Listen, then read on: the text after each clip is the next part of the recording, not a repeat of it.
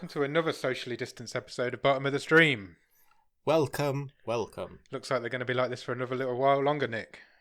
We'll go with the flow. We'll work it out, don't worry. How's things with you? Yeah, pretty good. Yeah? Any gossip? I'm excited to be here, and always excited to talk to you.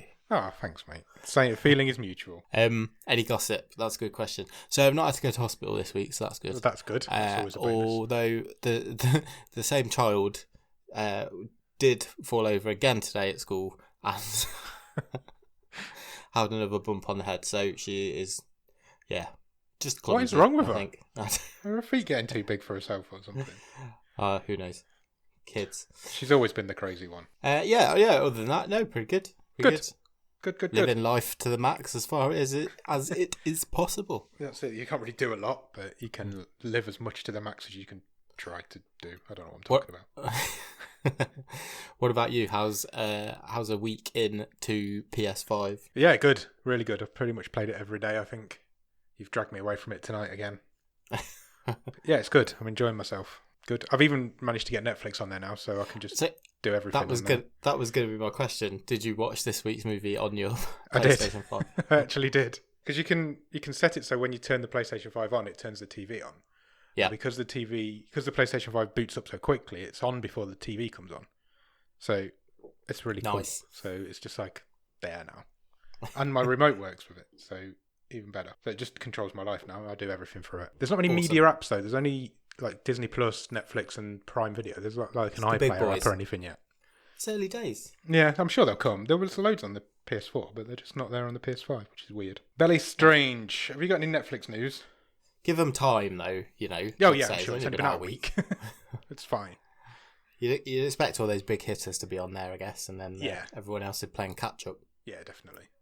Sorry, what was the question? Have you got any Netflix news? No. It's been a really quiet week. Literally nothing's happened for Netflix this week. I don't know what we're going to talk about. I had a good trawl a bit earlier on. Yeah. To look for a few headlines, few bits and bobs. I always like to not necessarily, unless it's a massive story, which we tend to touch on. Yeah. I don't like to go to like the first results because everyone knows that stuff anyway. Yeah, I know what you mean. Like to be a bit more on this show. Like to be a bit more niche, don't we? Yeah. Niche news. But no, it's pretty quiet this week. It's all quiet. The stream is like a mill pond. I have got one tiny little bit of news. Okay. Earlier, I think it was earlier this year, Netflix launched their top 10. Yes. Which they'd never really done before. It was quite a big deal for them. Because before that, nobody really knew what other people were watching. Yeah, that's right. In the UK this week, they are testing a top 50 feature. Ooh, interesting. Yeah, so they're going to... I don't think everybody's got it yet, because it's not on mine. But I don't know how they're going to do it, but apparently they're testing out a top 50 things on Netflix instead of a top 10. Is that sort of categorised or... No, I don't think so. I think it's just the most all-in? watched things that week. Top 50. Cool. Because they must have it. They must know, like, all the way down to the end. Of course they do, yeah. So, yeah, they're trying that out. So it's going to take us longer to go through it in the podcast when we go through the top 10. Go through a whole top 50 would take a while. Yeah, I don't think we need to do that. But that's literally the only thing that's happened this week. It's been a really quiet week on the old stream boat. Yeah. Have you watched anything good at the top of the stream? I've watched quite a few things. Oh, that's good. I mean, a couple of them we mentioned last week that were just finished off. So, The Crown, finished The Crown. Oh, have you? Yep. Excellent. How is it? It's good. It's good. I stand by what I said. I think it was last week. It's loads better than the last series. Diana's alive again, so that's good. So it's very much focused on her. Can I just jump in on that series? Yeah, of course you can. You can't just... I wouldn't need to know what happened in the previous ones. I think you can miss out the 70s pretty much, yeah. Yeah, pretty much everybody knows what happens in the 70s anyway. Yeah, it's good. Cool, I might check it out. It is what it is. Apparently the Queen doesn't like it. No. I was reading this week, apparently she's getting a bit more... It said the royal household is getting a bit more tetchy as they get closer to the modern day. Starting to squirm a little bit. Do you think they're starting to regret their decision to not have any involvement in it? Because apparently they were asked when it first was launched if they wanted to like be involved, and they was like a flat no. But now it's getting to the modern day, Do you think they might be regretting that a little bit? Yeah, I mean... Have a bit of creative control to it. It's quite difficult to have much sympathy when they come out and say, this is portraying us as a weird dysfunctional family, when they are a weird dysfunctional They're quite clearly a weird dysfunctional family. And yes, it may not be true to real life events, but it doesn't claim to be. No, as far as I'm aware. It tells the story of what happened in just a fictionalised way. Yeah, and if they've turned down the chance to be involved, yeah, like I say, it's hard to have much sympathy with them, to be honest. Yeah, couldn't agree. I don't think they thought about how far close to the modern day it was getting. Do you think they were like, this Netflix thing, it will never catch on? Apparently, worry about that. The only agreement is that an adult William and Harry can never be in it. Oh, right, okay. So it can never get to that sort of time frame. Or they'll just be shipped off to school or something. Oh, yeah. So that's. I thought that was quite interesting. But I'm pretty sure I know exactly where the Crown's going to end anyway, but I'm going to keep that under my hat. Okay. I know where I'd end it, and I know how I'd end it. So it'd be interesting. Jeffrey Epstein's party? I'd probably gloss over that. Imagine trying to cast that. That'd be quite interesting. Cool. I might check it out. I might skip over what I've not seen. Okay. Go straight into that season, I think. Maybe. Anything Cool. else? Finished Dash and Lily, which I mentioned last week. Yeah. I don't know why, but that feels like it should be about reindeers. Every time you say it, I think of Christmas reindeers. I don't really know why. Well, it is set at Christmas, so yeah, there's a lot of imagery and association. Yeah, it's fun. Same, like I said last week, schmaltzy. Yeah. If you like that sort of thing, you'll get a kick out of it. I've started the American Barbecue Showdown. Oh, have you? Yeah, watched 2 episodes. Thoughts? Loved it. Yeah, it's really good. It's really, really good. I mean, there's some proper characters on there. Who's your favourite? I liked Shotgun, but he didn't last very long. No, he didn't, spoiler. Unfortunately. I kind of like I don't know his name. The big, like southern guy with the hat who lost his. In the first episode, he made the ribs that is the recipe that his friend like bequeathed to him. Yeah, I can't remember his name either, but I know he's kind of a nice everyman kind of guy, isn't he? Yeah. Yeah, it's fun. It's fun. The guy who presents it, I didn't realise I can't remember his name. He's the same guy who presented The Floor is Lava on Netflix. It's got a strange name. Yeah. But I can't remember what it is. Yeah, it is. I thought that when I first saw it. He's got like a plasticine face with a beard stuck on. People say that about you sometimes. Yeah, that's true. They'd be right.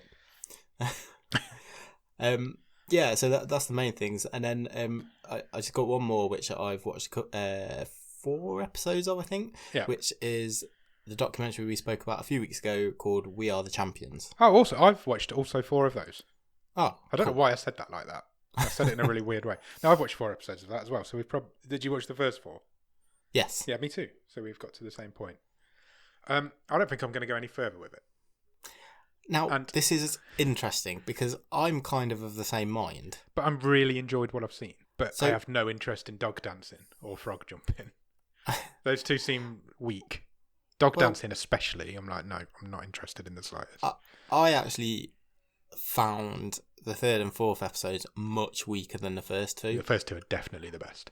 I thought the first 2... We should probably mention what it is. Yeah.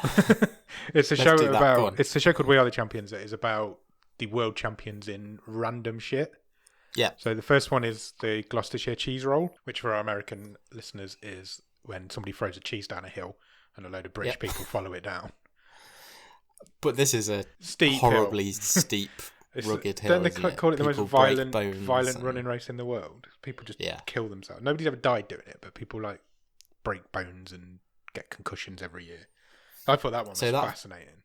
It was. So that follows the lady, doesn't it, trying to be the first person to win the ladies' race 3 times. Yeah. Full of fascinating characters. Every time she's competed, she's won it. Yeah, I mean, she's got her shoulder sticking out of her. Completely the wrong part of her body. But small price to play, I suppose. Now, the second episode, which was about competitive chili eating. Yeah. I was on the edge of my seat. Insane. It was really interesting. Really, really interesting. I was genuinely invested in the tournament. Yeah, me too. Considering like there was 12 rounds and the world's hottest chili was at number 6. Yeah. And it was like there was 6 more on top of that. But I wasn't expecting it to go take the approach it did. So it started off, didn't it, from the guy in the farm who he invented the Carolina Reaper. Yeah. Pepper, and he'd set up this competition because he wanted to try all these like Frankenstein chilies. Yeah, so he like cross-contaminates them all, doesn't he? Cross-pollinates them all. And then there's a little profile, isn't there, on the sort of main competitors. It was edge of the seat stuff. I wasn't expecting one of them to be a British woman. No. That really surprised me. It's like a teacher, wasn't she? Yeah, she was. Crazy. Yeah. And she did really well. Did she come like 4th or something? 3rd, I think. Third, was it third? Podium. Yeah. But the guy who won, what was he all about? He was just like... Freak. Like nothing. Didn't even sweat, He hadn't even got a sweat on. It was ridiculous. Yeah, he was like... he was just programmed differently to everyone else. He wasn't wired up right. I think he was a glitch in the Matrix. Yeah. But no, that was really good. The hairdressing one, not so much. There was competitive freestyle hairdressing, whatever it was called. So it was just basically people making wigs and hoping they balanced on people's heads. And then the yo-yo one was the 4th one I watched. I enjoyed that. It was... You fucking idiot. I enjoyed that. I thought I got quite emotionally invested in that because the main guy was going to retire, wasn't it? So it was fine. It was okay. The reason I don't think I got into it as much, do you remember months ago when I was telling you about the Rubik's Cube documentary I watched? Yeah, Speed Cube. Also on Netflix. It's exactly the same as that. So it's this guy about to retire, going for his last championship. And it's like, that could have been an episode of this series. Yeah, why was that a whole feature-length episode when it could have just been part of this show? Yeah, don't know. I got quite invested. I thought they were amazing, what they could do with a yo-yo. Oh, yeah. And I felt sorry for that girl when she got eliminated. Yeah, it was good. But then, like I said earlier, I've got no interest in dog dancing and no interest in frog jumping. I just don't see the point. So I'm going to probably leave it there. Just because I quite enjoyed what I've seen. Fair. Yeah. Anything else? No, that's it for me. Anything else from you? I've started watching an old sitcom. Okay. British sitcom called Man Down. Yeah, I'm familiar with it, but I've never seen it. I know what it is. Greg Davis, Roisin Connaughton, Rick Mayall, and Mrs. McCluskey from Grange Hill. Okay. I don't know her name. I just know that's who she is. The fact that it got Rick Mayall in is what's drawn me to it because he's my hero. But yeah, it's really good. It's bizarre and it's like gross out British sitcom humour, which is not what I was expecting. I don't really know much about Greg Davis as a comedian. I only really know him from Taskmaster. Yeah. I was expecting him to be a bit more highbrow than he is. It's all piss jokes and fart jokes.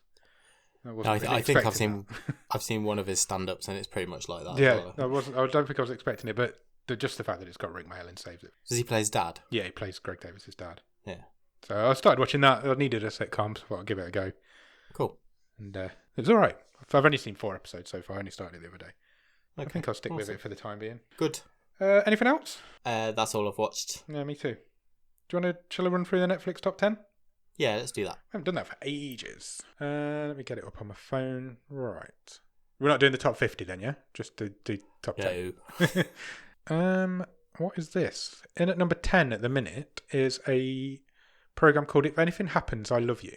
Okay. And no idea. It says grieving parents journey through an emotional void as they mourn the loss of a child in the aftermath of a tragic school shooting. Oh no. It's only on for 12 minutes.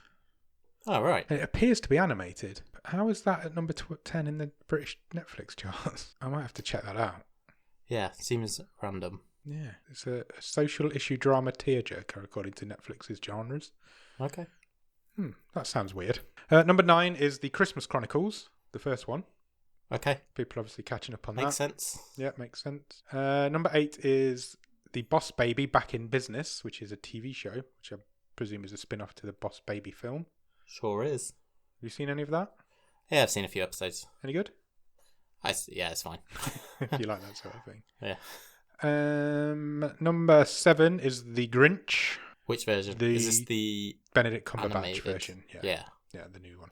New one's 2 years old now, but yeah. Number 6 is Hillbilly Elegy, which is a film we spoke about a few weeks ago now. Oh, yes. This is Glenn Close looking like Mrs. Doubtfire. That's the one. An urgent phone call pulls a Yale law student back to his Ohio hometown where he reflects on 3 generations of family history and his own future. Directed by Ron Howard. I'm sure it's great. You know, it's got all these acclaimed actors and actresses in it. Yeah. It's not going to be high on my list. I'm not going to lie to you. No, normally it does look quite good, but I might get to it. Number 5 is Mortal Engines, That's the film as well. Now, this I would like to watch at some point. I it's not supposed to be great, but I do fancy checking it out because it looks. Some of the visuals look pretty impressive. Is this the one we had a bit of a chat about in the Discord this week? Yes, it is. Yes, it was. It says, in a post-apocalyptic new world, a young woman and her rebel friends seek to stop the giant mobile city of London from devouring everything in its path. Yeah. Interesting. It's on for 2 hours and 8 minutes. Ooh, that's a long one.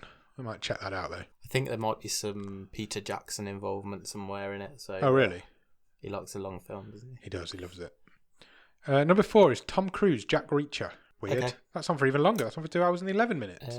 I've seen the first one. I believe this is the first one. It's from 2012. Yeah. Does that sound about right? Yes, it would be. When an ex-military cop investigates a sniper charged with 5 homicides, he's drawn into a dangerous cat and mouse game in this exciting thriller. I'm not sure if I've seen it or not. I might have. It's being rebooted, isn't it? No, is it?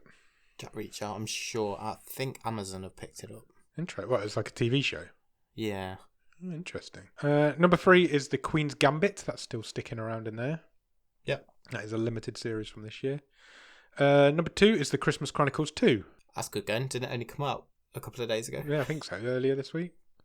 Unhappy over her mum's new relationship, and now teenage Kate runs away and lands at the North Pole, where a naughty elf is plotting to cancel Christmas. Interesting.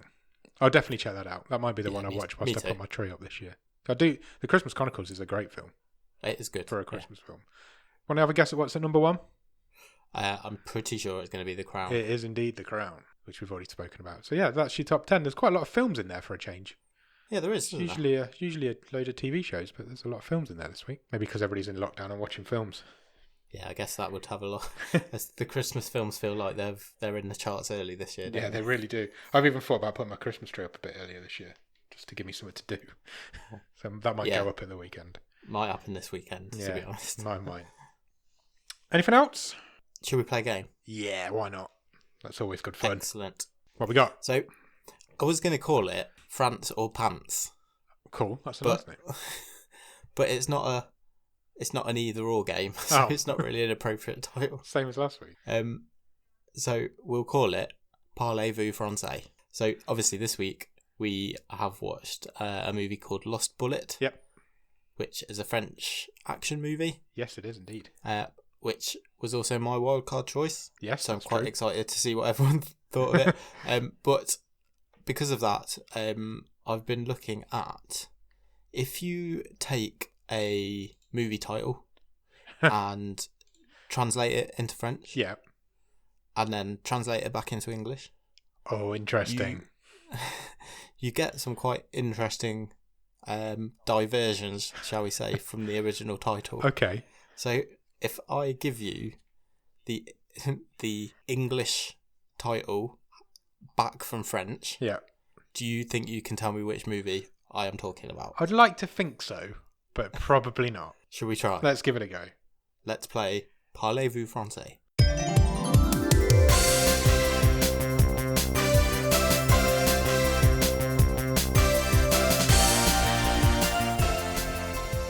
So I've got five movies. Okay. First one. Mum, I missed the plane. Mum, I missed the plane. That can't be a direct translation, but I think I know what it is. Is it? So remember it's gone English to French and then back again. Have you done this, or is it? No. These are what they're. Yeah. If you translate the French back into English, this is what they were released. I'm not sure now. Then I thought I knew what that was. Mum, I miss. I'm gonna have to go. I can't be. The first thing that came to mind was Home Alone. You may want to stick with that. But that can't be the translation. Go on, Home Alone. Yeah, Mum, I Missed the Plane is what it was released as. Wow. Okay, I get what you're talking about now. Okay, next one. That's a terrible name. SOS Ghosts. SOS Ghosts? Ghostbusters? Correct. Wow, that's even worse. Okay, let's go next with The Hit Girls. The Hit Girls? What could that be? The Hit Girls? I've got no idea. Yeah, this is a tough one. Is there a clue? Don't think of it in terms of like assassins. Oh, that's exactly what I was doing. Think more like a chart hit. Oh, okay. No idea. Spice World. No. You're not a million miles away. A bit more recent though. Pitch Perfect. Oh, okay. Okay, so couple more, 2 more. So you got 2 right. That's pretty good. Not bad. So one more, you get a winning average. A head full of sun. A head full of sun? Yeah. Wow. I've got no idea. A head full of sun. Don't know. Clue? Jim Carrey. Eternal Sunshine of the Spotless Mind. Correct. How random. All these titles are much worse. Last one then. Okay. Rasta Rocket. Rasta Rocket? No idea. No idea. Clue? Who's in it? I tell you, John Candy. John Candy? Yeah. Oh, Cool Runnings? Yes. Rasta Rocket. That's a better name. That's brilliant. Yeah, I'm not sure how PC that is, but there you go. Mum, I Missed the Plane is my favourite. Cool Runnings was released as Rasta Rocket in France. Mum, I Missed the Plane. Mum, I Missed the Plane is going to make me giggle for ages. Awesome. I enjoyed that. It was a good game. Thank you for Parlez, vous, Francais. Shall we talk about the film? Yeah, let's do that.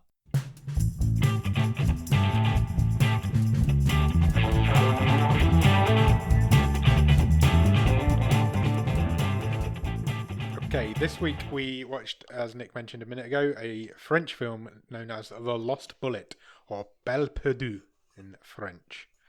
It was really recent. It was released in June of this year, 2020. It's a 15. It runs for 1 hour and 32 minutes, and is currently rated at 6.2 out of 10 on IMDb. I've got some names. None of them have ever really done anything before that you're going to know of anyway. They're all French, obviously. So it stars Alban Lenoir. I'm going to butcher these names as well, by the way. He plays Lino. Nicolas Duvauchelle plays Areski, and Ramzi Badia plays Shiraz. One of them, I can't remember which one, had an uncredited role in Taken with Liam Neeson. Oh, okay. Because a lot of that was set in France, if I remember rightly. Yeah.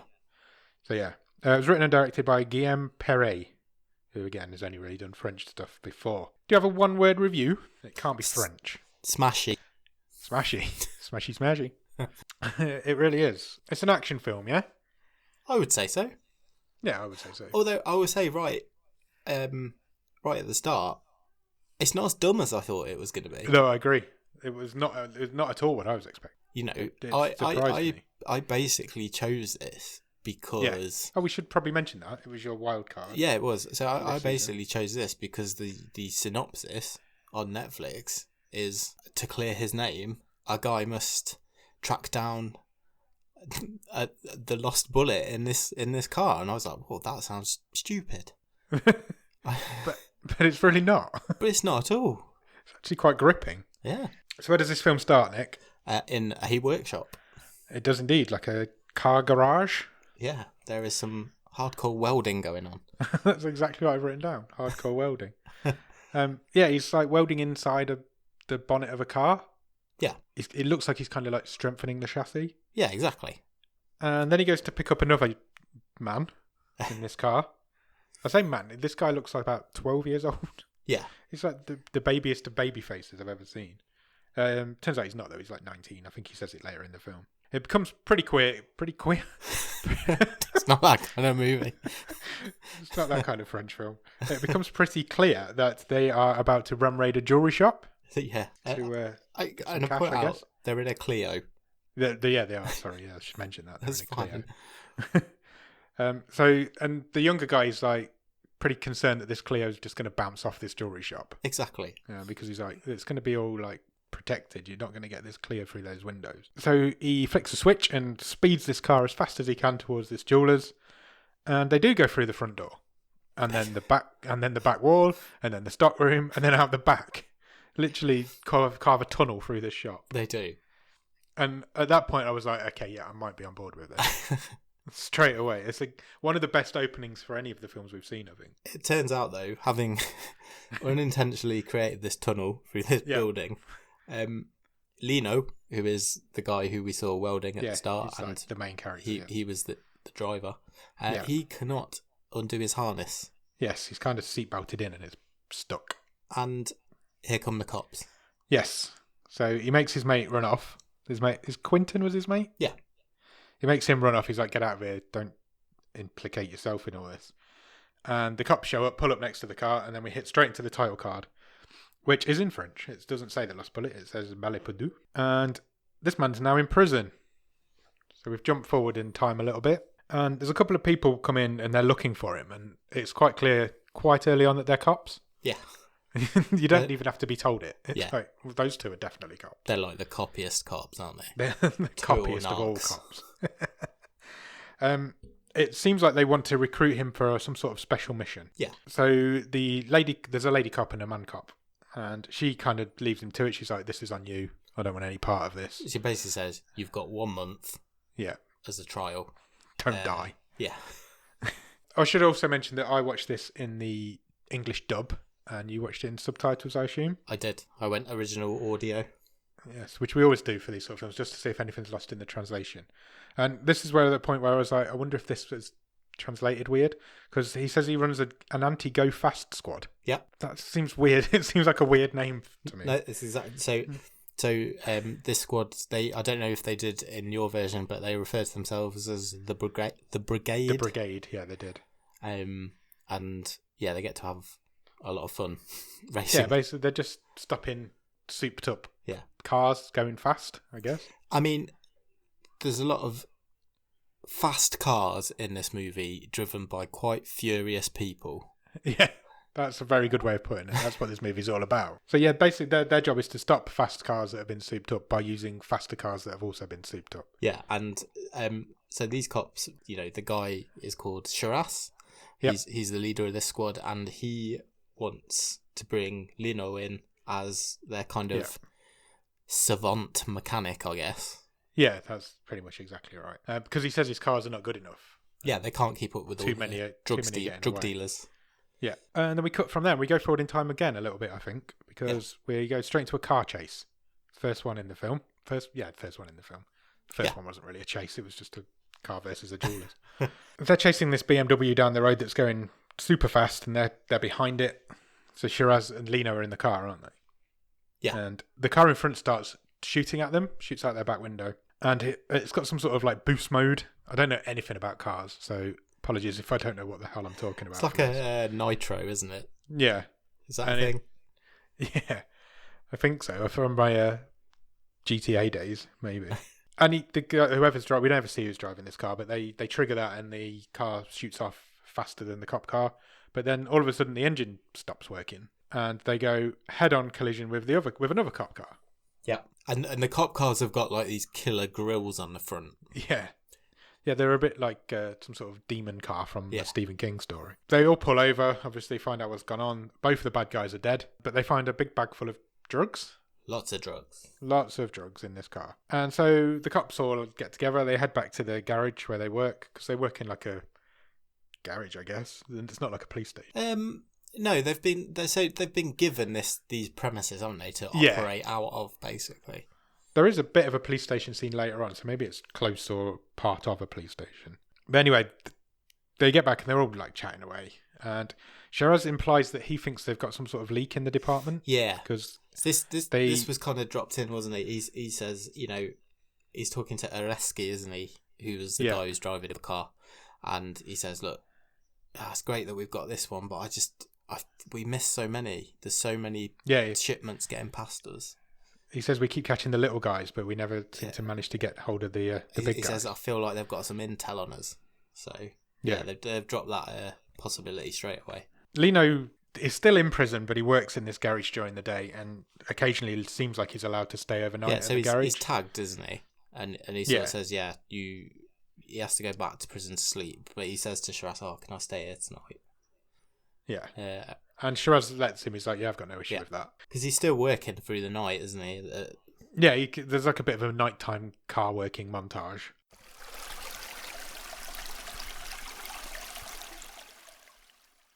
So cut to the next morning, and Shiraz comes and picks him up, picks Lino up, and they go for a bit of a drive. It doesn't instantly say where he's going. I don't know if he was taking him back to prison or I'm not sure.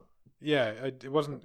But then they turn up at this like warehouse that's full of brand new cars. Yeah, and he's like, "I've scored us all some brand new cars. So we're gonna I pump the department up." I think he's basically said, I think the gist of it, although it didn't seem to be outright said, is that the squad had been so successful that they've bumped up their premises basically, and they've got this new fleet of vehicles for Lino to try and soup up. There was about 20 in there. There was loads of them. They were all Renaults as well, weren't they? Yes, I believe so. Or were they Peugeots? They were all the same make. I was like, I wonder if they're sponsored. They're literally all the same make. Shiraz also says that he's managed to score an early release for Lino. So he's got these like papers. Yeah, and he says, you've been with us for 9 months now, so again, we know how long not making it. I thought it would make you a happy man because it's not hitting you over the head with. Yeah, because they just told it in the story. This is what I like. I'm happy with this. And basically says, look, you've got a second chance. I've put my neck on the line for you. I've got you out of prison. All we've got to do is sign these papers, and you're released, and you can come and work on all these brand new, spanking new cars. We kind of cut to Shiraz then back in his office, and he's looking at this booster that he pulled from the criminal's car, and he's kind of turning it over, isn't he? We're not sure why. And then he sort of talks to Lino and says, actually, the only time I've seen something like this before is when we arrested you. And they both sort of come to the conclusion quickly that Lino's brother, who... Were they brothers? So it was it said they were brothers at this point in the French version. See, in my version, it said he's like a brother to me. See, I don't want to give it away till later, but yeah, at this point they're brothers. Right, okay. In the French version. Oh, they're not at any point brothers in the dub. Well, he says at this point he's like a brother to him. But yeah, I guess there is a bit of a reveal later on. Sorry, I've spoiled it. Yeah, so he's like, he must be involved. So somehow they've got an address for a garage where they think he might be working. Yeah, I don't know how they got there yet, but they ended up at a junkyard. This film moves at a heck of a pace. It seemed to be on for like 10 minutes. There's no fat to it at all, is there? Not at all. It moves so fast. I paused it at one point and I was like, oh, it must be about halfway through. There's about 10 minutes left. And I'm like, this film has flew by. And they reckon he's working in this garage. It turns out he is working at this garage. He's there just working on some cars. But he seems to be being kept there against his will. Pretty much, yeah. By a couple of goons, I guess. Yeah, that's exactly what I've called them. So Shiraz comes in, and between him and Lino, they manage to get these two goons and arrest them. And then, what's his name? Areski turns up. Yeah, Areski and Marco. And Marco. The other two cops. They're like the other team, aren't they? The other cop team. So they turn up, and Shiraz is like, look, we've captured these people. So they get back in the car, Lino and Shiraz, and they're going to drive off. And Quentin, because he's kind of promised Lino, we're not after him, we're after the big dogs in there. Yeah, he's like, I'm going to have to arrest him, but nothing's going to happen. He's going to be fine. So the three of them are in a car, and Alder Goon, who's being arrested by Areski, kind of whispers in his ear, and he's like, don't let the kid go, I think he says. And so Areski shoots through the car window and kills Shiraz. Like early kill. Big heel turn early on. Huge, yeah. He's a bad cop. So we now know who the leak is, and it's the guy who Shiraz was talking to about the leak. So he shoots him through the rear window of the car, through the seat of the car, through his chest, and the bullet lodges in the speedometer. Yeah, it does, yeah. Of the car. Lino manages to leg it. He gets out and escapes from Marco, doesn't he? Marco goes chasing after him. Yeah. And he escapes. Marco finds his tag on the floor. He manages to get that off somehow. Yeah. He heads straight to a garage, like a fuel garage. Yeah, a petrol station, you mean? That's I don't think what they were called then. That's really bad. I tried to be multicultural. I tried to make it English and American at the same time. A gas station. A gas station, petrol station, somewhere you buy petrol from. So he gets there and he says to the guy, "Can I borrow your phone? I need a phone, quick!" But he's got a gun. Yep. So the cashier behind the desk gives him a phone, but then kind of raises his eyebrows at some people across the shop. It's only 3 coppers in there, isn't it? Randomly 3 cops happen to be in there. So he gets arrested by these 3 cops. In the meantime, the bad guys torch the car. Yeah. Or torch our car. And Lino gets taken back to the police station where he says, I need to speak to Julia, or I'll only speak to Julia. Now, we've not mentioned Julia yet. She is a lady that works for the brigade as well. Yeah. She's one of the drivers. She is, and she's had a bit of a relationship with Lino. So because she obviously doesn't know about Shiraz, and nobody does because he hasn't mentioned it yet. So he says, I'll only speak to her. So they put him in like an interrogation room, and he sits there waiting, and who should walk in but Areski. Yep. And he says to him, look, let me give you a cover story. So he starts reading out this cover story of how we're going to get through this. Yeah, his first tactic is to try and get Lino on board. Yeah, but then it's quite clear quite quickly that Lino's not going to come on board. Yeah, he won't talk to him, will he, at all? Yeah, and Areski basically says to him, look, they're going to find you. You had his gun on you, and his blood's all over you. It's definitely going to be pinned on you. There's no doubt about it. You're a criminal anyway. And then as he walked out the door, he just calls him a cop killer. Yeah. And I'm like, brass balls of this guy. He was quite good, wasn't he? He was really good. He was a good bad guy. He reminded me of Quinn in Dexter. Oh, yeah. He wasn't a bad guy, but he looked a lot like him. Yeah. Our friend Alex will love this film. Watch this film, Alex, because he looks like Quinn. There's a bit of an in-joke there. Lino, the cops are now watching Lino on the TV in the room. Yeah. Because he's on the security cameras, isn't he? And he's trying to break the handcuffs off. Yeah, because he's chained to the table, and the desk jockeys are like, oh yeah, everyone tries this, and they're having a good laugh at him. So he breaks one of the stanchions off the chair, and he's trying to use that. That just bends. So he breaks another one off, and the main cop looks at the screen. He's like, "Is the door locked?" Just to be doubly sure, because he's not so sure now that he's not going to get out. And he does. He breaks the cuff. Well, he breaks the cuff point off the table, doesn't he? Yeah. And so he's free. Just as the guy gets there to lock the door, and then he takes him out. And then there's a really cool action scene now of him just taking out cops. This was brilliant. It was really good for about 10 minutes. This fight scene through this police station, and it's just Lino against the whole police station. Yeah. And I can't describe it to do it any justice, but it's really creative. Yeah, it really is. And it doesn't feel like a Hollywood fight. It feels like it's not like choreographed within an inch of its life. It feels like they're actually fighting. It's like them two women last week. Yeah, this is like, it's kind of going for a kind of Bourne Identity thing. Yeah. But it's cleaner, and it's directed really well because you can follow it. There's none of this sort of jerking around with the camera, is there? It's obviously highly choreographed, but it's done so well, and it's so creative. Yeah, it's not like super fast paced or martial artsy, is it? It's proper fighting, and it's quite slow paced. But you can follow what's going on. But they do use the environment really well. Yeah. So when he threw that woman through her table. Yeah, he basically F5'd her, didn't he, through the table? Yeah. And then he's jumping off desks, and then when they all have a fight with the riot shields. Yeah. It was awesome as well. It was. It went on for ages as well. It was probably a good 5-10 minutes. He nearly gets away. He gets right to the front door, and he gets piled on. Yeah. And there's like 5 or 6 of them on him. So they manage to overpower him and pull him back in. But just as they're about to completely catch him, he manages to get a canister of pepper spray off one of their belts, and he just sprays it everywhere. Yeah. And all these cops scream, and he just walks out. There's literally no issue whatsoever. He just walks out the back door like he's never been there. Just leaves this chaos in his wake. It was a really good scene to be there. It was really well done. It was a great scene. Great fight scene. It really was. It really was. In the meantime, the cops have found this burnt out car. And the remains of Shiraz. The Areski says, look, this is going to be my department now. We'll get twice as much through.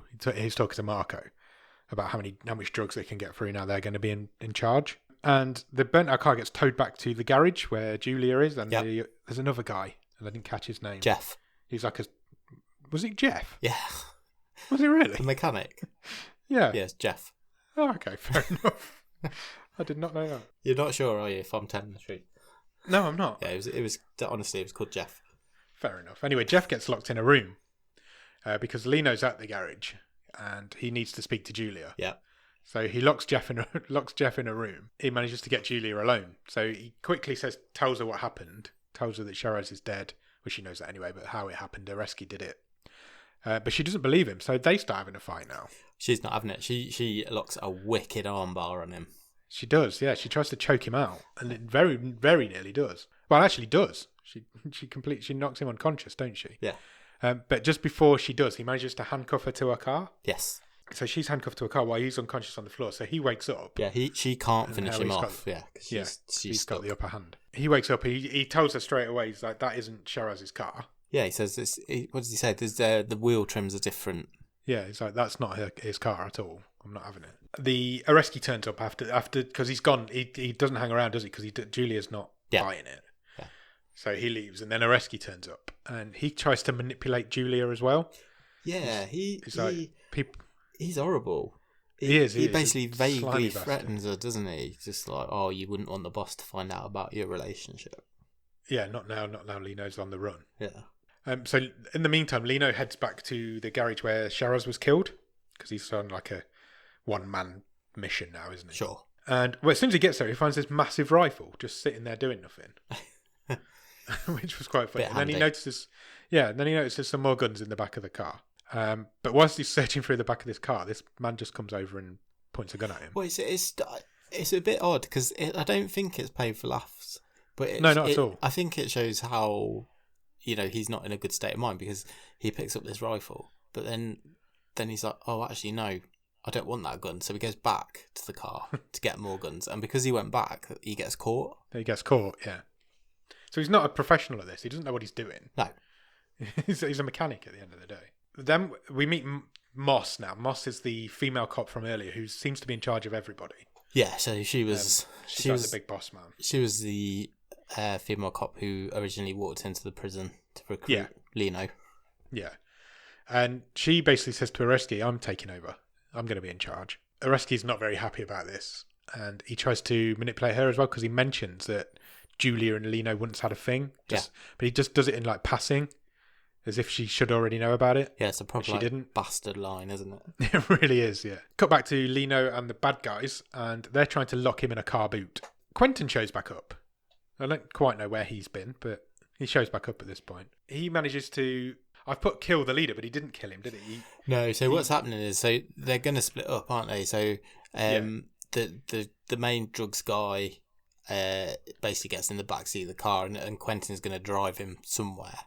And the henchman has put Lino in the boot, and he's going to go and dispose of him. Of a different car, yeah. It's like a scrapyard, isn't it? Yeah. So Quentin, he says to this main honcho, he'll die if you just leave him in the boot of a car. And he's like, it's not your problem, drive off. So he rams the car into reverse. Yeah. Which I've never seen this done before. I've seen it happen the other way around. And he smashes the reverse of the car, the back of the car, into another car. And the top henchman guy goes flying backwards through the rear window of the car. It's cool, isn't it? Which I've never seen done before. It was cool as fuck. You see people fly out the front windscreen quite often in films, but I've never seen it done the other way around. But it really worked. The shots from like above him as he sails out the back, you can see him like flying, gliding out the back door. And while that's happening, Lino overpowers the henchman guy and knocks him out as well. Yeah. So Lino and Quentin are together again. They are like reunited at this point, and there's no bad guys. So we're all in a good place. And Quentin says, I know where the car with the bullet in is, which is what Lino needs to find. Because if he can find that bullet, that's what the cops will know that it's from Areski's gun. Exactly. And then they'll believe him. So that's the lost bullet. That's the whole mission of this film. Find that car, find the bullet that's lodged in it. And I'm like, and this is why I'm so surprised, because at this point, there's only half an hour left. Yeah. And we're only starting to look for the bullet now. Yeah. It flies at such a pace. It's a really pacey film. Honestly, it flew by for me. I felt like I'd been watching it for about 25 minutes. Yeah.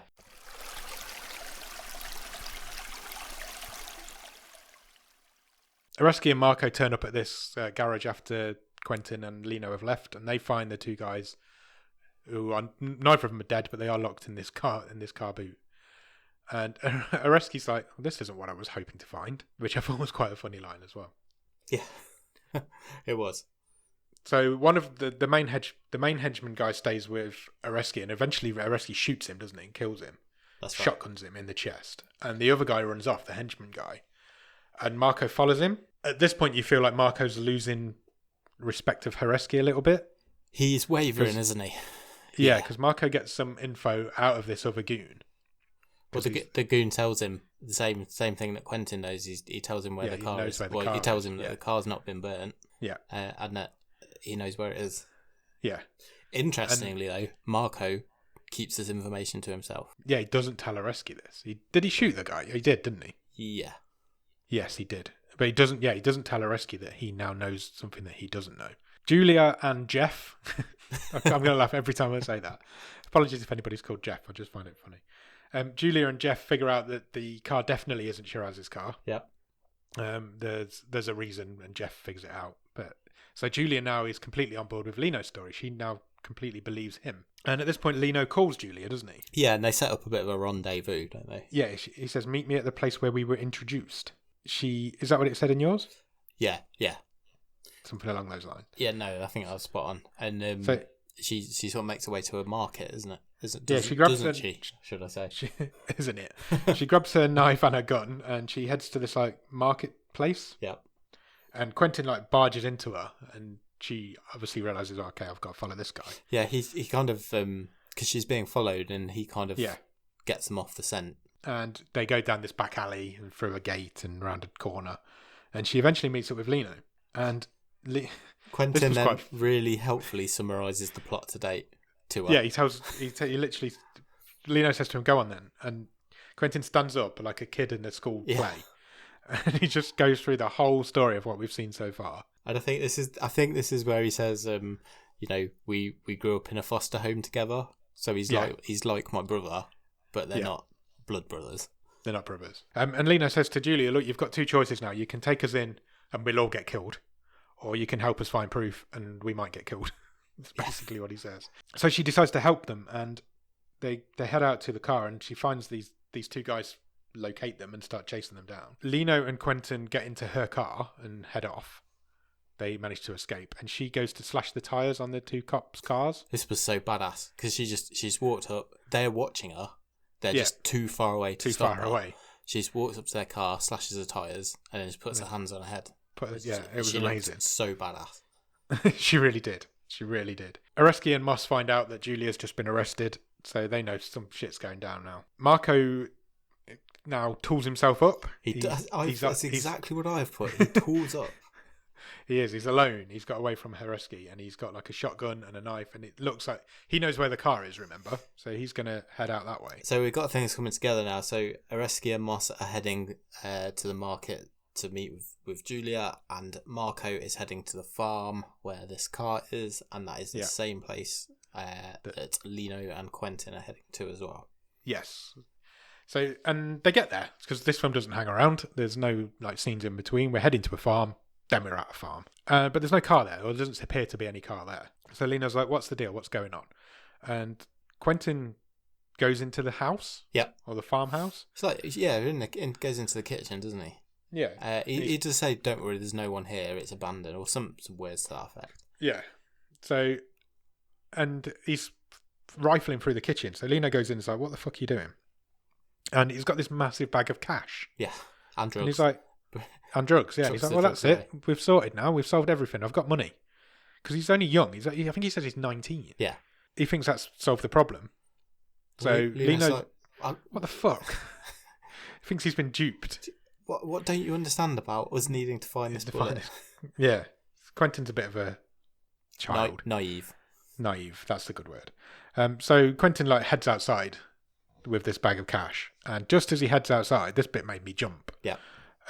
His stomach explodes. It does. Because Marco shotguns him from point blank range in the stomach. And he goes down, obviously. And Lino and Marco end up having a bit of a fight. Yeah, so they have a fight. Again, it's not quite as intense as the police station one, but it's still pretty good. So but they're in a tiny little lounge of a farmhouse. They're scrapping through this farmhouse.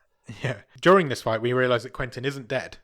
He manages to get to his feet and strolls off. Well, crawls.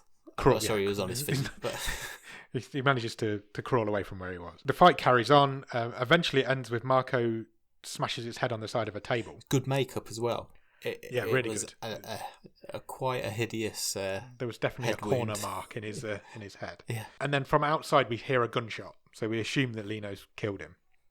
Yeah. If I'm being hypercritical, we'll come back to this. Okay. This might have been my criticism. Well, because when it cut to outside and you saw the gunshot, I'm like, I don't think he's killed him. Yeah, okay. I don't know if I needed that. Yeah, probably not. Question. As we head outside, Lino spots Quentin's legs from a distance because he's leaning up against a tractor, Yep. I guess. It is a tractor. And he is dead now. He didn't survive for very long. He has passed away leaning up against this tractor tyre. But he is holding onto a rope. Yeah, it's or a winch. Yeah, some sort of tow rope. It's a rope. Okay. It leads to a winch, but he's holding a rope. We cut back to Areski and Julia at this point, and Areski's demanding to know where everybody is. So where the fuck is Lino gone? Where's Marco gone? But obviously she's not going to say anything. Yeah, he's starting to realise he's lost control of the situation. Yeah, completely. He's losing control for definite. So Moss sends him away. We come back to Lino, and he's following this rope now, and it leads to a pile of manure. Yeah. This huge pile of manure. And it's quite obvious that the car's buried under there. And he realises that pretty quickly and starts digging it out with his bare hands. He does, yeah. And then realises, hold on, I'm on a farm. winch. I'm on a farm. There's a winch attached to this car and a rope here. So he grabs a tractor and he pulls the car out. He does, yeah. Of this pile of manure. And it's been under a tarp, but it's completely clean. And he tries to start it, and miraculously it starts. Sounds nice as well. Yeah. I'm not a car person, but it was a good sound effect. It was a good sound effect. At this point, we find out that Marco is alive. Yeah, this is what I mean. So 2 minutes later. Yeah, why was Marco left alive? Well, because Lino's not a murderer. No, well, yeah, true. But I didn't. That's what I mean. I didn't. So why did we have to have the gun? Exactly. Yeah. Anyway, He's just handcuffed to the fireplace in the house. Lino calls Julia's mobile at this point, and he starts talking before anybody said anything, which is a rookie error, because Areski's on the other end of the phone. Yeah. Because Julia has had her phone confiscated because obviously she'd been caught slashing the tyres. So Lino, once he figured out he's talking to Areski, he's like, "I've got the car. You're fucked." It's basically what he's saying. He says, "I've got the car and I'm coming for you." Yeah.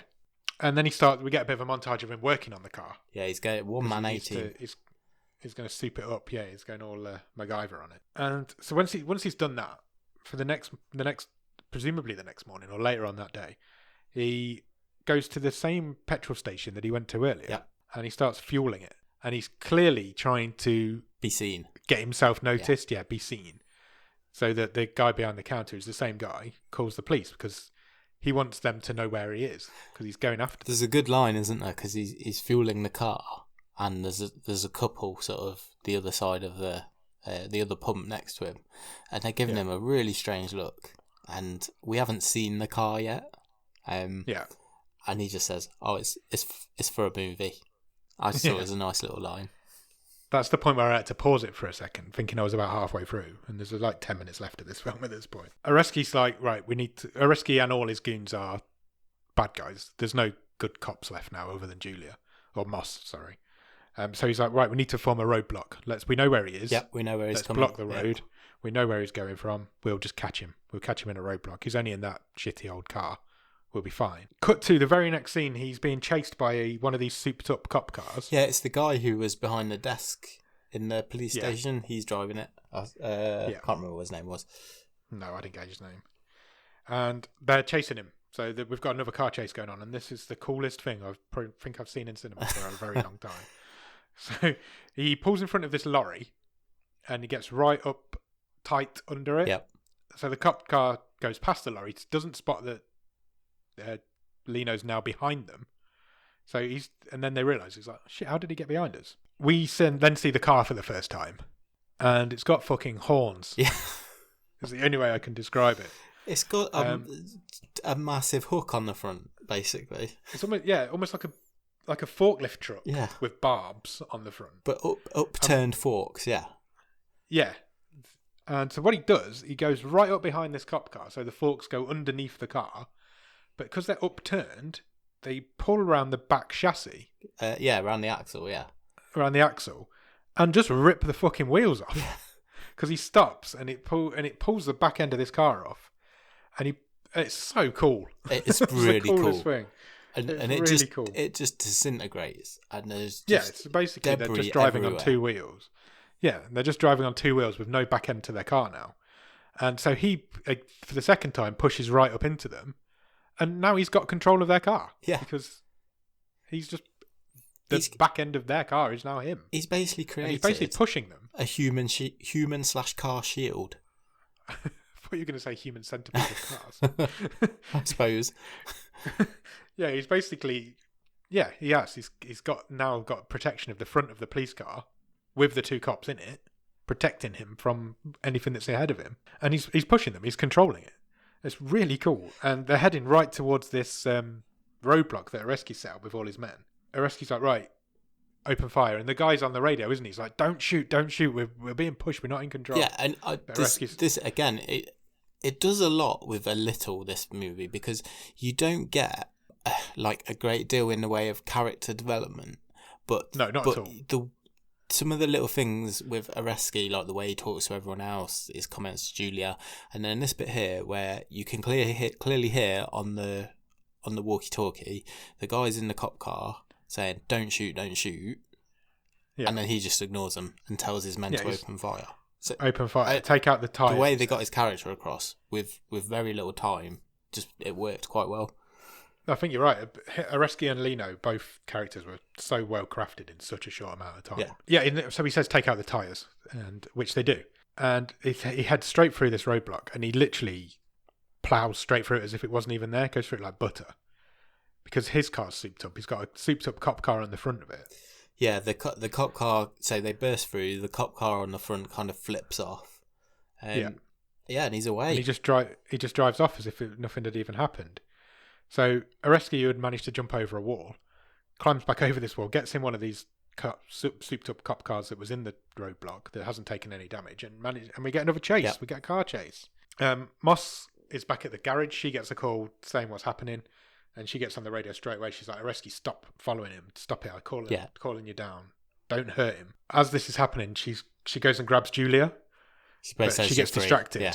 Oh, I thought she was basically saying, right, you're off the hook. Oh, I thought they were going together. Oh, maybe. I thought it seemed to me like they were going to go together, but she got distracted, and then Julia just went off on her own. Oh, okay. But you could be right. You might be right. So she's now heading towards this cop chase as well. And when we go back to the chase that's going on between Areski and Lino, there's 2 like normal patrol cars involved as well now. Normal police cars, but they don't last very long. There's a great shot now. I thought this because the cinematography in this was really impressive. So there's not loads of car chases, but they no, there's not. There's literally 2. I thought, again, this film would be full of them, but it's all the better for it. To just be, yeah, definitely. And there's a great shot where with like Julia's point of view, and she comes down a side street. She stops as Lino in the Mad Max car goes past. Then a rescue goes past, and then a patrol car goes past, except it's on its roof. And it just slides past her. It just slides past her. But so she pulls out, and she's now in the chase. So the 3 of them are now all chasing each other. Julia eventually manages to take out Areski's car. Yeah, there's they do a Lino sandwich, don't they? So they're all 3 of them are driving next to each other, aren't they? And then Lino's in the middle. Lino stops. The other 2 fly forward, and Julia takes out Areski. Yeah, it was quite cool actually how it worked. But she also crashes her own car. Yeah, at the same time. Lino pulls over to check that she's okay. Areski manages to slowly climb out of his car, which is upside down, and he's got something in his hand. Yeah, I didn't see this twist. No, not me.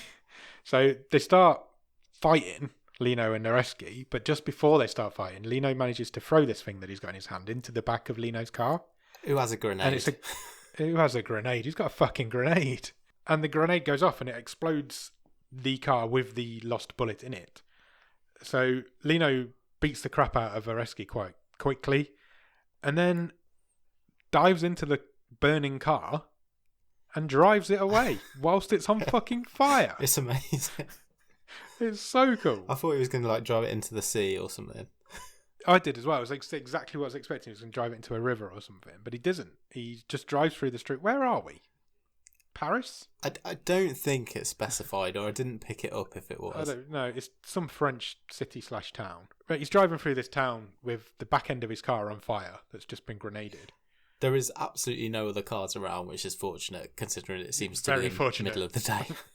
Yeah, that's true. That's creative license. in its finest.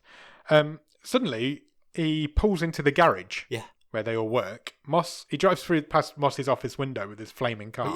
He doesn't really pull in. He just kind of... It just drives it. Yeah, and hits the wall. Yeah, it plows into the back wall. Jeff has to jump out of the way of it. And he gets thrown through the windscreen. Because nobody wears seatbelts in this film. No. But we don't see him get thrown through the windscreen. You just see him wake up on the front of another vehicle. He's smouldering, isn't he? Yeah, he's kind of on fire. Cut back to Areski. He's gone home. Which is a really weird scene, this. Well, what did you think of it? Because at first I thought, is this a bit tacked on? But then I was actually, no, I don't mind it, actually. It's another bit of character development, even over in like the last penultimate scene of the film. Yeah, so he heads home and he's packing a bag. And through the window behind him, you can see a lady and a young child who are clearly implied to be his wife and kid. And he's packing a bag and he just looks out the window at them and then leaves. Yeah. But then we never see him again. No. So we're very near the end of the film. So at this point, the car's been put out. It's in the garage. It's not on fire anymore. You get a bit of a forensics montage and you can see them using a pair of tweezers and they extract the bullet from the speedometer in the car. So we know we found the lost bullet now. We know we're coming to the end of the film, surely. Moss and Lino are standing next to each other in the garage and she hands him his release papers. Yeah. Because obviously he lost them when Shiraz got killed. Nobody else knew that was going to happen. And then he meets up with Julia and they kind of walk away together. And as we spin the camera around, the car, Shiraz's car's in the garage, but it's now covered in flowers. Yeah. And then the film ends. What did you think? I had a great time. It was so much fun. It was really fun. It was really good fun. And I hoped it would be fun. Yeah. But like I say, I wasn't expecting it to be... I was expecting it to be stupid, and it wasn't. It was... No, it wasn't at all. It is pretty stupid, but it's not ridiculous.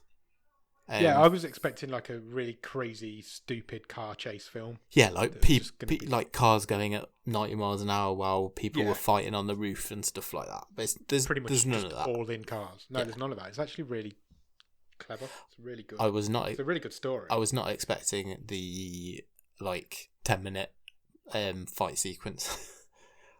No, that's for me. That's one of the best single scenes we've seen this year, I think. Yeah, I'd agree with that. It was really good. Completely different to the fight scenes from last week. Yeah. But they were still quite brutal. But it just worked better. It's just a fun time.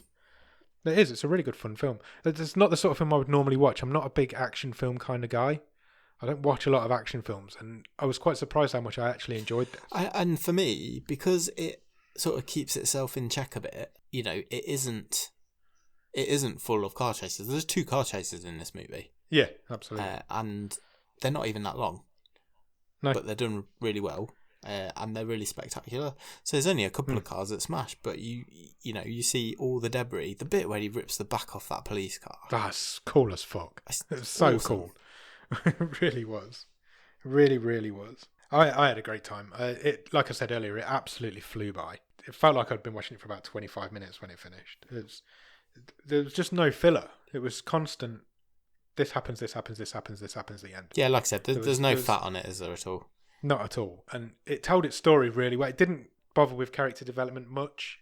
There was probably 2. Lino and Areski were really well-rounded characters, but other than that, they're just generic cops, generic goons. But it didn't really matter. It just worked, and it was really well made. I even bought for the really small amount of screen time that they had together. The relationship that Lino and Shiraz had came across really well.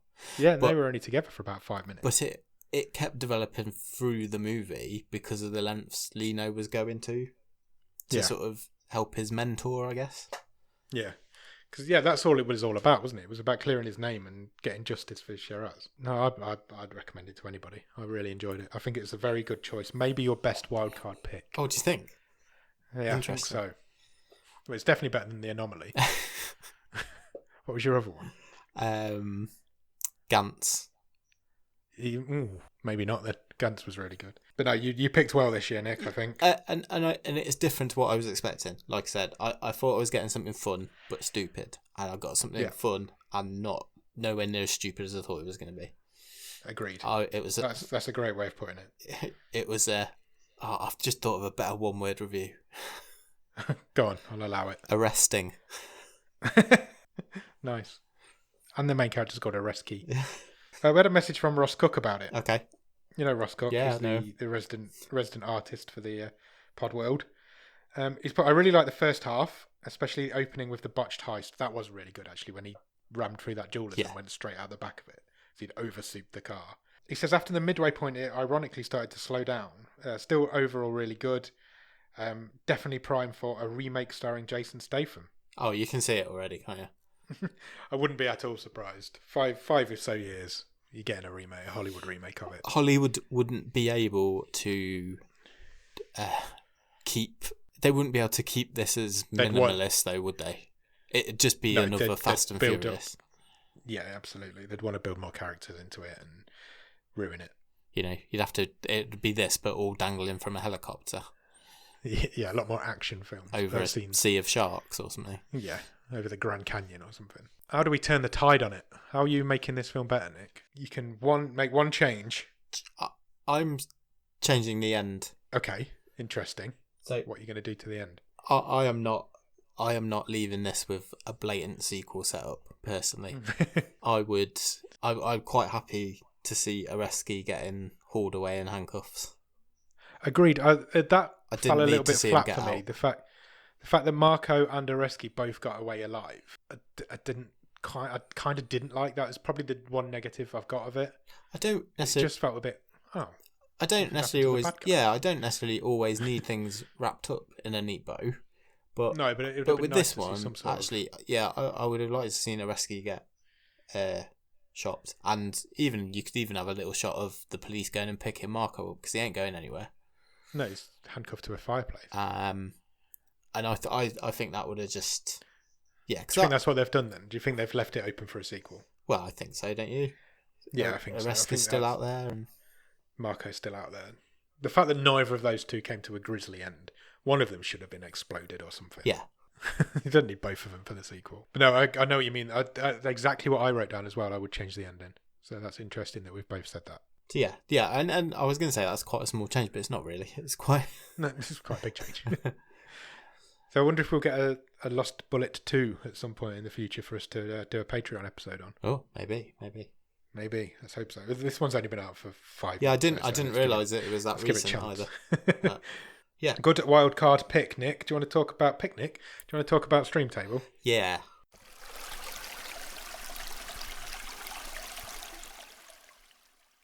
Okay, do you want me to run through what we've got currently?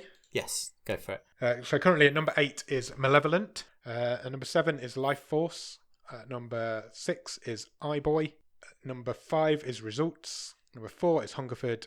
Number 3 is The Discovery. Number 2 is Catfight. And currently still at number 1 is Sam's wildcard, which is Caliber. Do you think you are winning the wildcard stakes so far? I've got to be careful here because I think I'm going to sound biased. Right. I think I'm fairly comfortable in saying, uncontroversially, it's in the top 3 so far. Yeah, I agreed. I mean, I want to say this is the most fun film we have watched this season. Agreed. I feel that if I say it's the best film we've watched, I'm going to get accused of marking my own homework. So, what do you think? Personally, I think it's number 2. Not just to piss on your cornflakes. I just think Caliber is a good film, whereas this is just a fun time. Sure. It isn't a good film. There's not a good story there. There's no good acting in it. No. It's just it's a really fun hour and a half of your life, but it isn't. I wouldn't say it's a good film, but it is better than Catfight, and it is better than The Discovery. So as far as the Stream Table goes, I would be comfortable with it in number 2. I think I'm comfortable with that. It's a I tough almost one feel because that's harsh on Catfight, to be honest. Just given how bonkers and original that was. But I think they are, both this and Catfight, for totally different reasons, are very hot on the heels of Caliber. And I think it's really close. Caliber is really hanging on by its fingernails the last couple of weeks. Yeah, I agree. It's really close up there. I'm still hot and cold on Catfight. I still some days think I hated it, and some days I liked it, which is why I think this one's better, because I will always remember The Lost Bullet as a film that I enjoyed. But I don't. It isn't a better film than Caliber, unfortunately for you. No, I don't disagree with you at all. I like I say, for totally different reasons, I've got them all pretty much level pegging. So I think second's fair. That's the second week in a row we've put a film in at second in the stream Well, table. there you go. Crazy time. It's about time we saw something shit. We've not seen anything bad for ages. That being said, do you want to pick next week's film? Yes, let's do it. So you've had an action film now. What are you looking for next week? Let's have a gross out comedy. We haven't done a good comedy for a long time. Yes, I don't know if there's many out there. Right, I'm going to press the button. Are you ready? Go for it. It has picked a film called Would You Rather. Okay. What do you think that is, Nick? I'm caught in two minds. Okay. I think it could. I think it's like a Dare type thing, but I'm not sure if it's a comedy or a horror. I could see this from both angles. You're not wrong. It's a horror. Okay. It's from 2012. It says, desperate to help her ailing brother, a young woman unknowingly agrees to compete in a deadly game of Would You Rather, hosted by a sadistic aristocrat. Okay. I'm getting kind of Saw vibes. Yeah, the poster is of a very close-up eye with a razor blade tantalisingly close to it. Okay. So that should give you some sort of indication of what you've got. According to IMDb, it is not rated. What does that mean again? I think it means nobody dares watch it. There you go. Careful what you wish for. Just looking through the cast list to see if I know anybody. It's got Brittany Snow in it. Okay. That's the only one that's jumping out at me off a quick glance. Oh, it's got John Hurd in it. He's dead now. Okay, that's interesting. That is dead. It is interesting. He's dead now, unfortunately. So check out Would You Rather. But before you do, check us out on Twitter and Instagram at BOTS_podcast. We're also on Facebook at facebook.com/bottom of the stream. Where else are we? We are on a website. We've got a new website. It's brand new pretty much now. It's www.bottomofthestream.com, where you'll find every episode we've ever recorded playable in your browser. All the stream tables we've ever done. There's some extra cool stuff on there about the Oscar winners we've seen. There's a link to some merchandise where you can buy some Bottom of the Stream merch for Christmas for people. And you can also check us out on Patreon at patreon.com/bottom of the stream, where for a couple of quid every month you can get some early access to the episodes, you can get bonus episodes, you can get a wildcard if you come in at a certain level to see if you can beat Sam, who's still holding in there. And all sorts of shit. Nick writes a newsletter every month, which he's probably going to start doing pretty soon. I will do that. Good reminder. So check us out on all the socials. Discord. Did you mention Discord? We've got a Discord. Come and chat with us in Discord. There's loads of people in there now. And if you do want to, there's a link at the bottom of the episode description of this very episode. It's the very last line. You'll find it. So get yourself a Discord account and come over and chat to us. It'll be much fun. We have fun in there, don't we, Nick? Yeah, it's really good, actually. I mean, up until, how long have we had it going now? A month, 6 weeks? Yeah, probably. Never been in Discord at all. But it's a really good way to just have a big old group chat. Yeah, we'll chat with you. I'll chat to anybody on Discord. I've got a really boring job, so I'll chat to you whenever you want. If you can't do any of that, then please leave us a review on Apple Podcasts or on Podbean or on Podchaser or anywhere you can review podcasts. Maybe drive your very fast souped up car and write us a review into the frost and ice on a cold winter morning. I wondered where you were going to go with it. I love listening to you do that, Vic, so I always wondered where he's going to go with it. I thought you were going to say write it on a bullet this week, but you didn't. You let me down. So do all that and then check out a film called Would You Rather, which is on Netflix, and we'll come back next week to talk about it. Cheers. Bye.